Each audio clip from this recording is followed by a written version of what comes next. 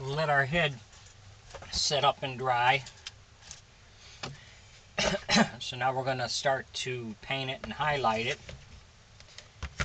Got the hands are done. So we'll start with the teeth.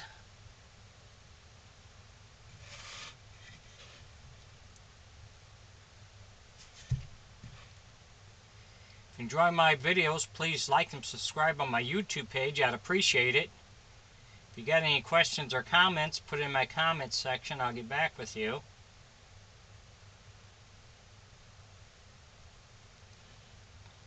And we're using acrylic paint. It's a water-based paint.